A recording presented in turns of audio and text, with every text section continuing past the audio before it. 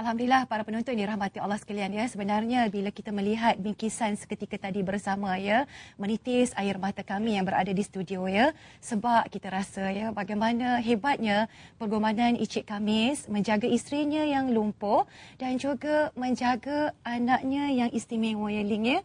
Bagaimana betul-betulkan tudung isteri, suapkan isteri dengan anak makan, mandikan dan solat. Kemudian walaupun mereka ini dikelilingi suasana yang agak susah dan perik, tapi mereka masih mampu untuk ketawa bersama. Inilah satu contoh pengorbanan seorang ayah kepada isteri dan anak-anak. Dan kita mengharapkan agar pengorbanan insan bergelar bapa ini dihargai oleh semua insan yang bergelar anak. Justru kami tampilkan 4 tetamu yang pada pandangan kami sangat istimewa, yang cekal hatinya, yang penuh dengan pengorbanan untuk dicerita bersama pada malam ini.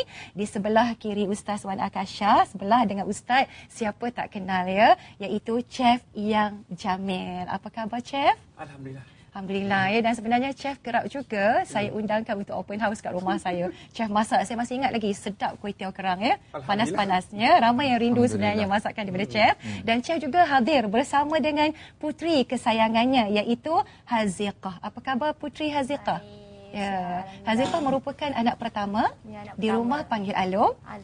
Maknanya Ustazah boleh panggil Along ataupun Haziqah. Boleh ya? Boleh je. Okey, ini pasangan bapa dengan anak perempuan. Di hujung sana mungkin para penonton juga boleh melihatnya bersama dengan kami.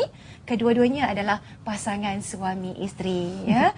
Yang di hujung sana yang saya nak kenalkan Encik Omar Abdul Aziz. Apa khabar Cik Omar? Baik, Ya, Cik Omar sihat? Alhamdulillah. Terima kasih susah payah datang dekat Ya, Cik Omar sama-sama. ya. Terima Dan kasih Cik Omar atas hadir bersama dengan isteri tercinta iaitu Puan Hasmiza. Hasmiza juga sihat? Alhamdulillah. Ya, itulah keempat-empat tetamu yang kita undang khas untuk membincangkan dan bercerita luahan hati tentang pengorbanan ataupun kasihnya bapa ya Ling ya.